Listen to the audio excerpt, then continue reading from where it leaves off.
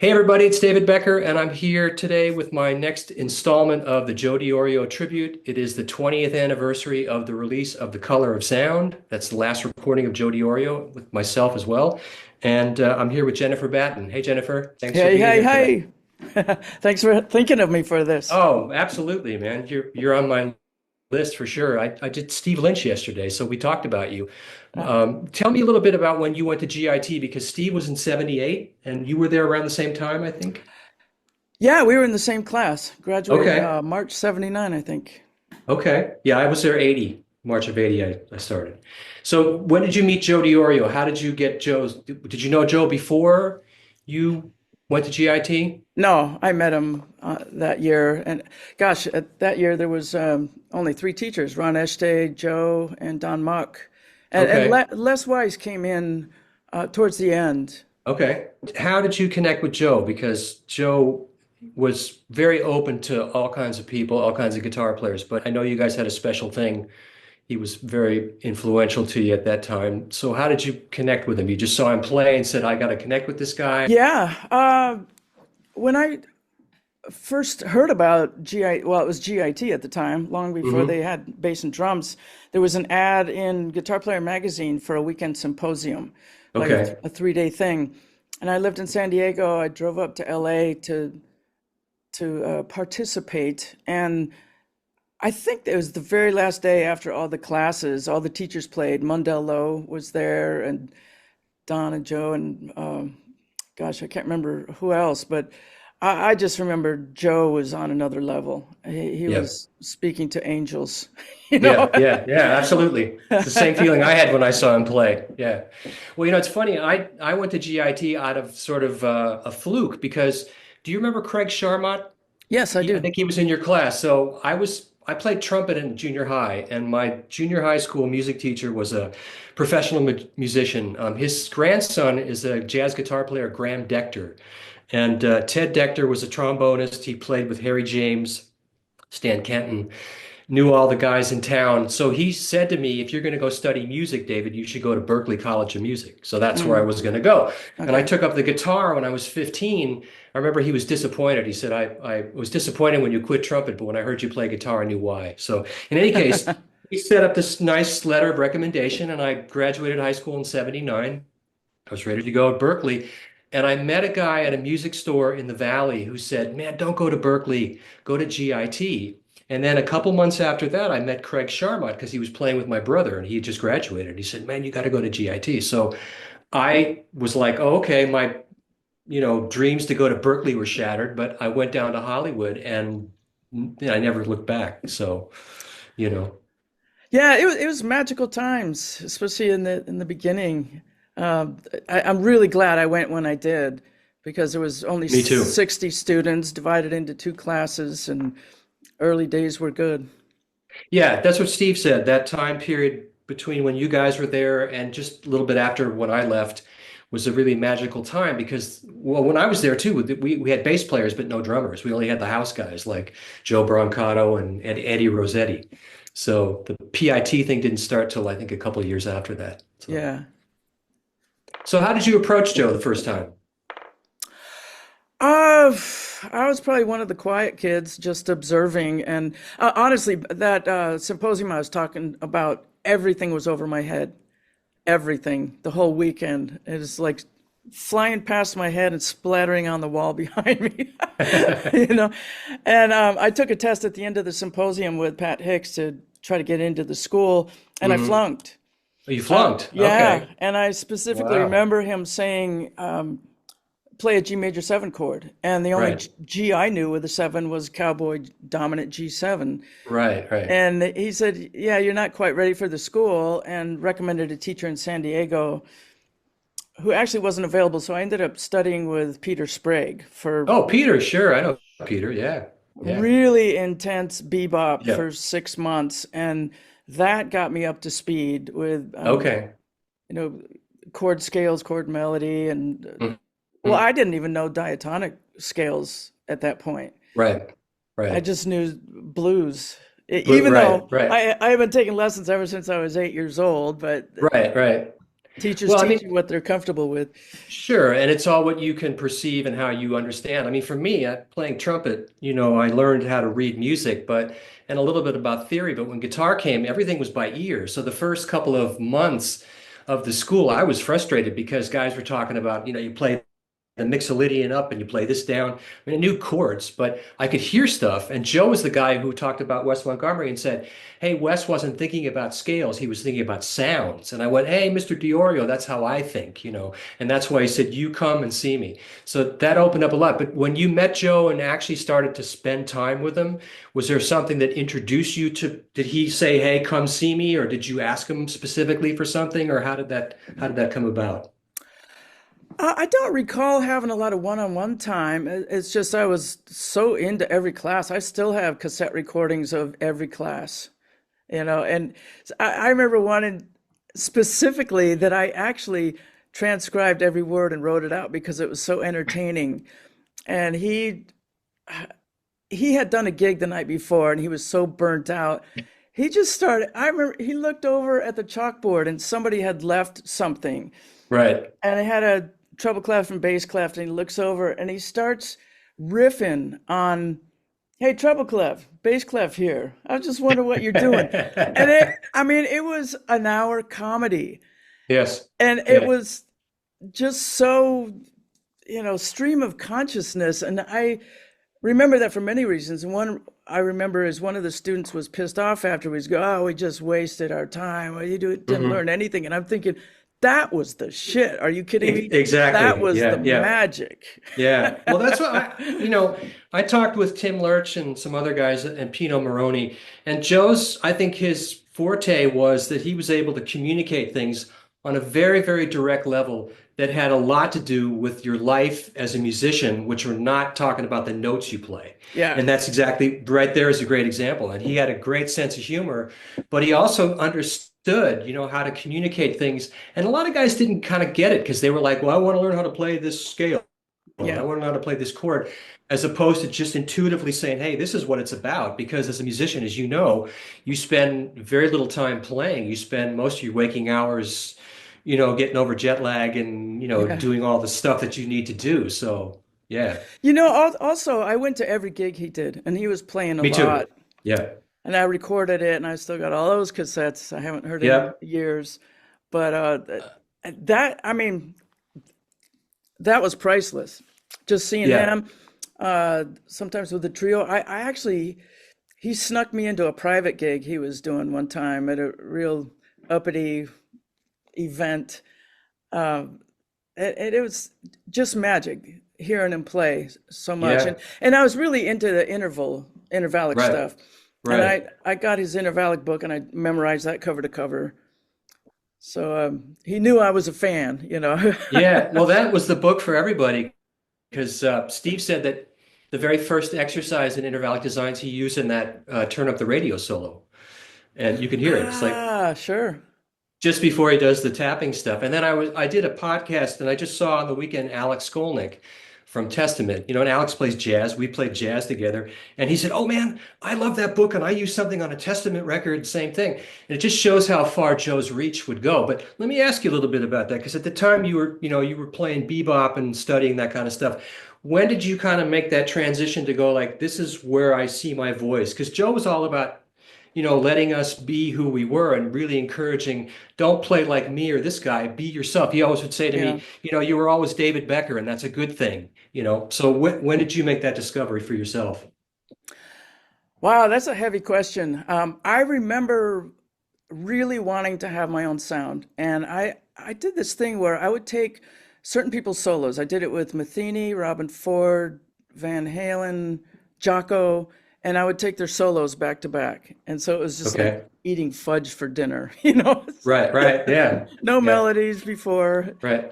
Um, Right. and I remember thinking at one point that all the sounds have been taken. They've all been taken.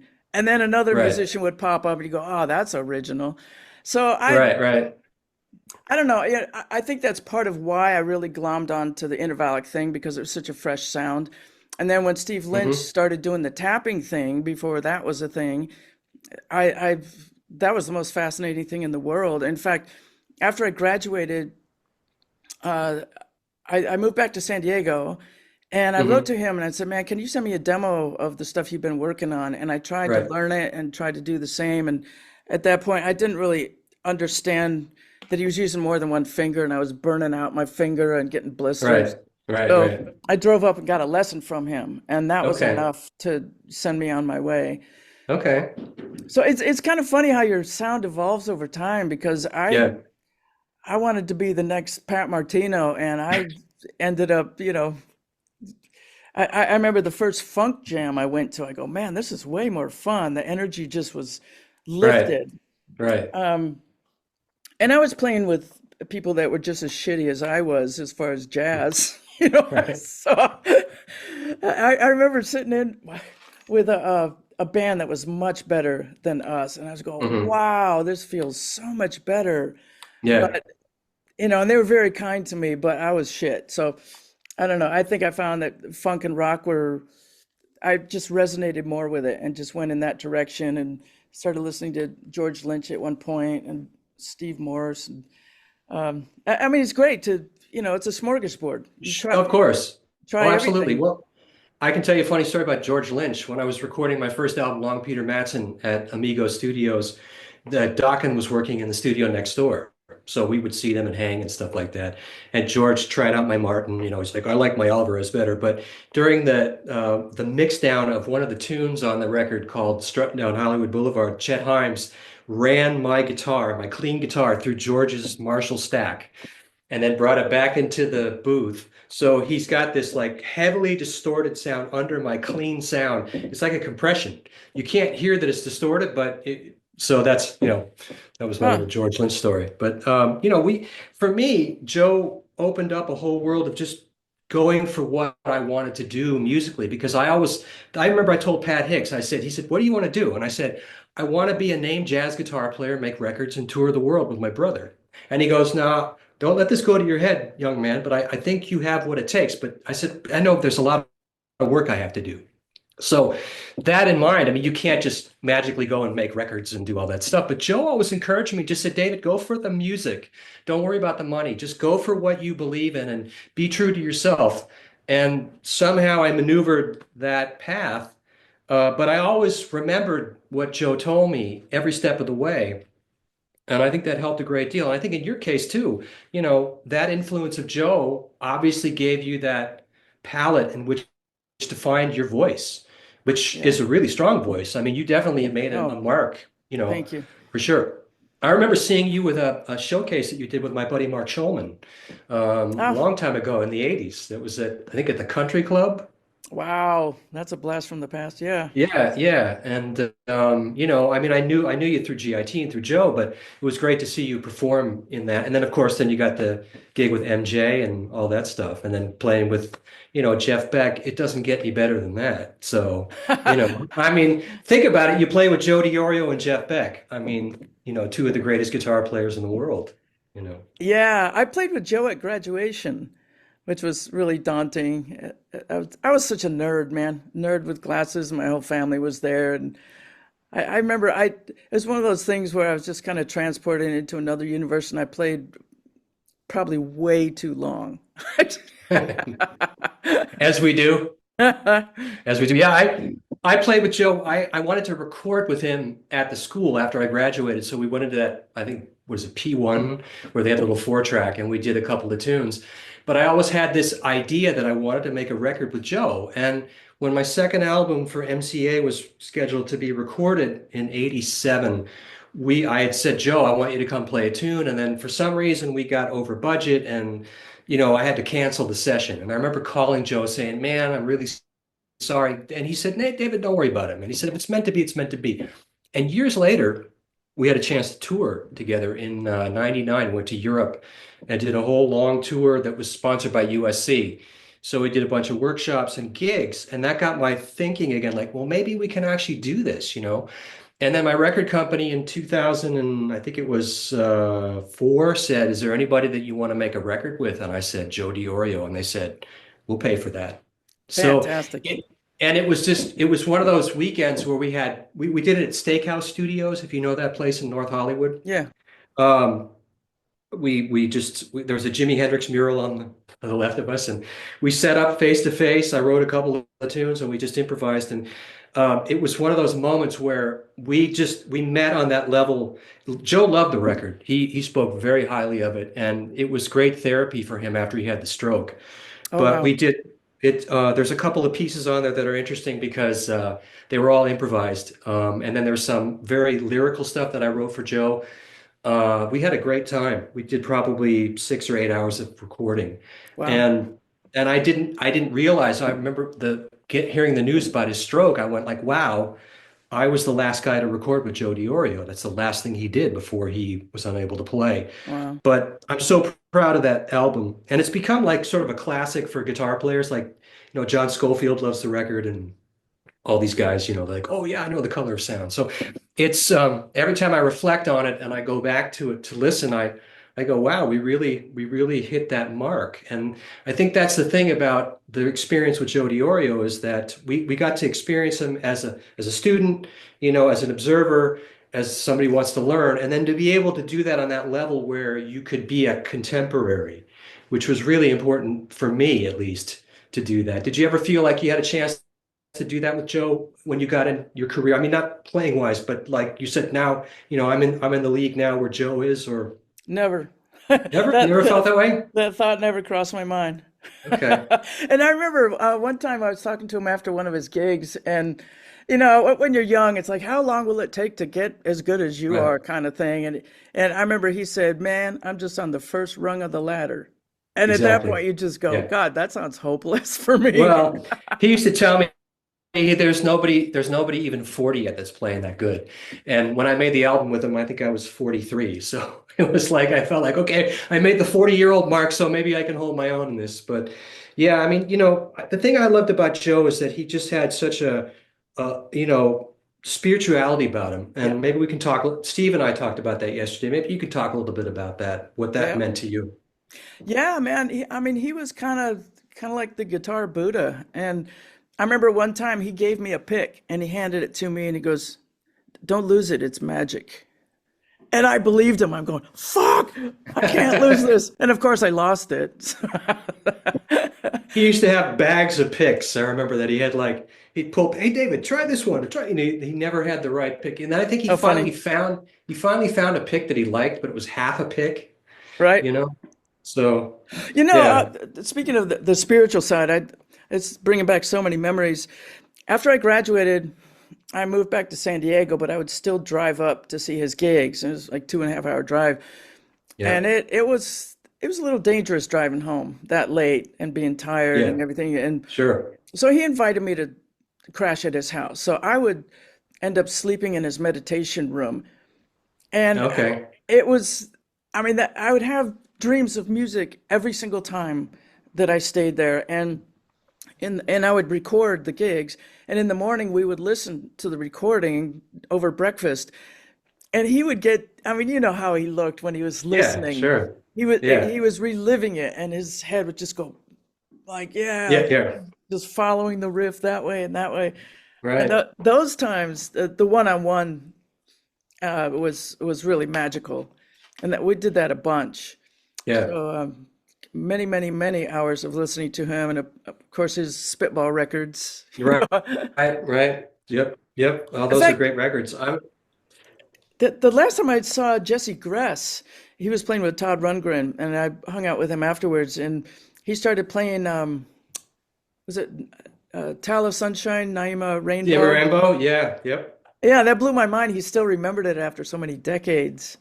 That line that Joe plays, I did a little workshop on that. That thing's a bitch, man. It's in seven, Mm. but it's great. It really opened up my head because I remember when he showed it to me, he said, "No, look at the shape, David. Look at the shape." And then I went like, "Oh," I had an epiphany. Like, okay, I see where this is going.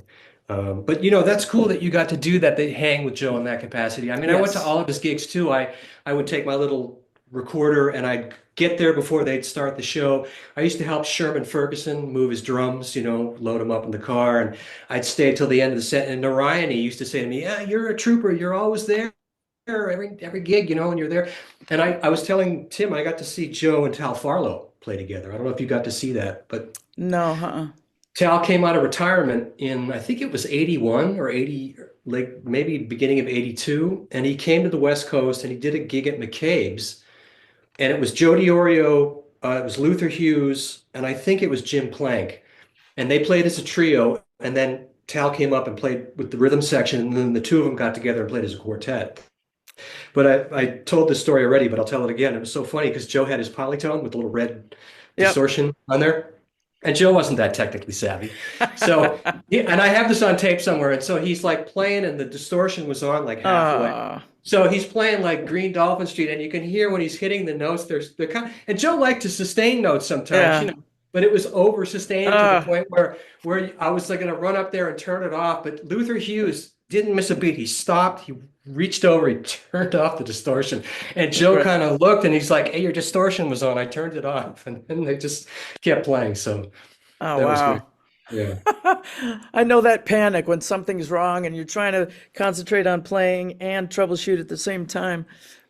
That can be a big challenge. It can be, yeah. But Joe was a trooper, man. When we were on the road, we had a great time. And I actually got to witness him play his first concert in England. He never played in the UK before. And we did this show in London with a rhythm section. And we did a bunch of clinics. But it was funny because we had to get from London to Freiburg in Germany. So we had to fly from Heathrow to Dusseldorf and then take a train 5 hours to get down to do this thing at Mm. this guitar school and then do a concert at the jazz house. But man, he was a trooper. He hung, and I remember he fell on the we were in the train station and he ran running up the stairs and he fell on his wrist. Oh, And I God. thought, "Oh my God, Joe, are you okay?" And he's like, "No, no, I'm good. I'm good. I'll be okay." And he was fine. But I mean, he was just, I was like, "Oh my God, I hope he didn't break his wrist." Eesh. But we played this concert at the Jazz House, and you know John Stoll, right? You know Yeah. John. So John happened to be in town, and it was my brother and a bass player, and Joe and I, and then John came to sit in with us, and there was another guitar player. So we were like three guitar players up there on stage with the rhythm section, and it was so funny. Typical Joe. Joe looks at everybody, he's like, "Okay, gentlemen, not everyone at once." And we started to play a tune. So he had such a great sense of humor. Yeah. Yeah, I love that. Yeah, he did talk about elements of show business. I remember him talking about when he used to play in a circus, Yeah. and that was back in his drinking days. And Yeah. Yeah. man, Did stories you to tell.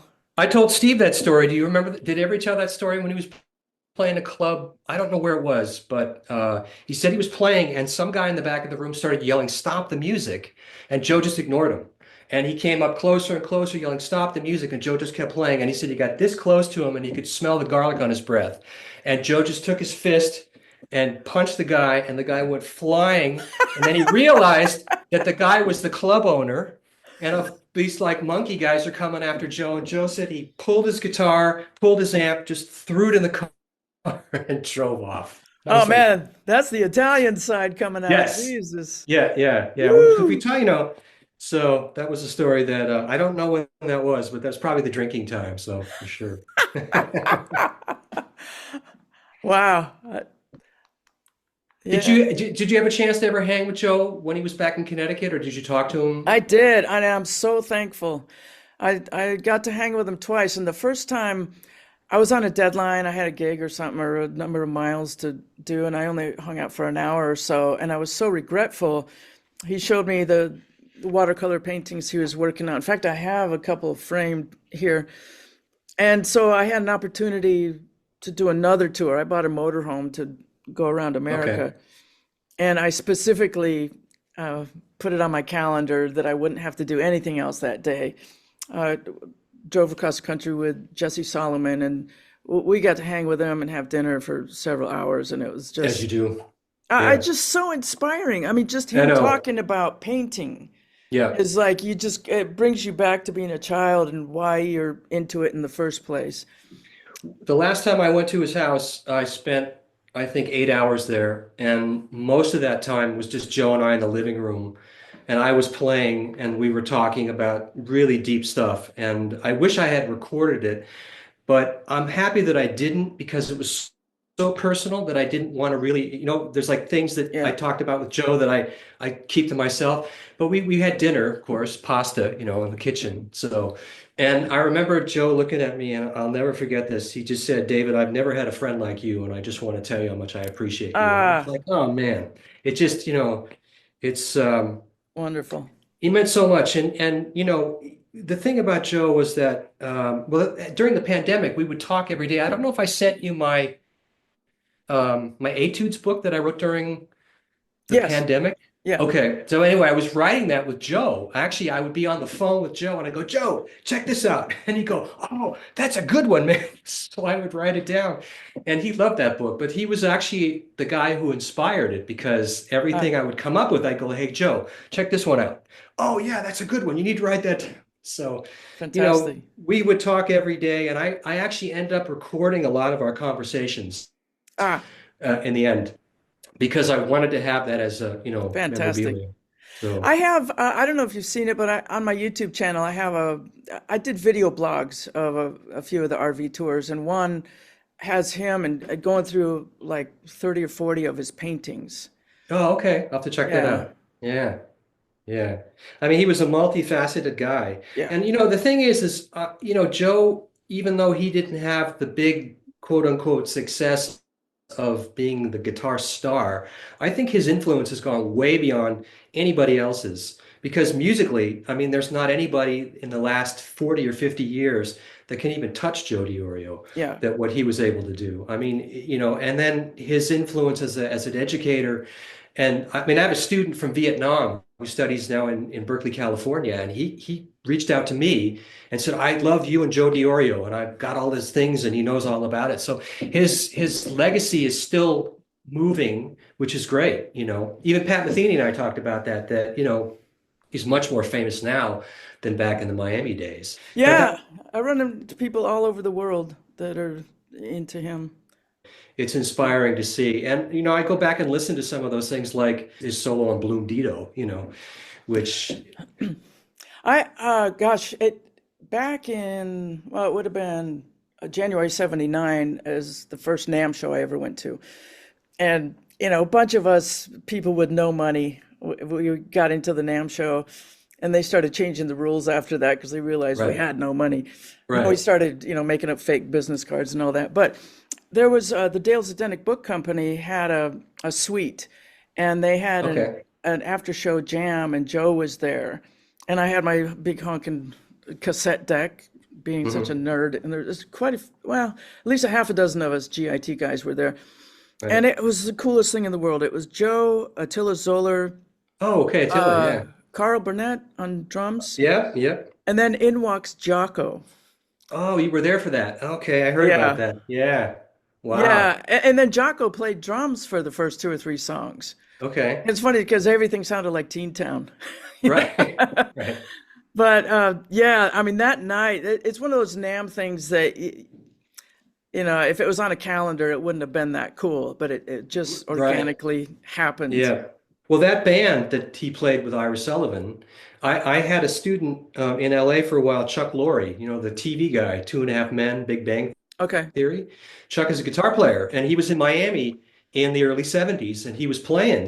That's what he did. And I think it was Stan Samoli said, you need to come to the school because we now have guitar majors. And Uh, he told me that he used to go see Joe play with Ira Sullivan and Jocko and Steve Bagby all the time. But he told me a funny story that when he got to Miami University, the first day he was just hanging in the back of the classroom, and in walks this kid with an L5 who looked like he was like 15 and starts yeah. playing. And Chuck was like, "Oh my God, I think I'm doing the wrong thing." It was Pat Metheny.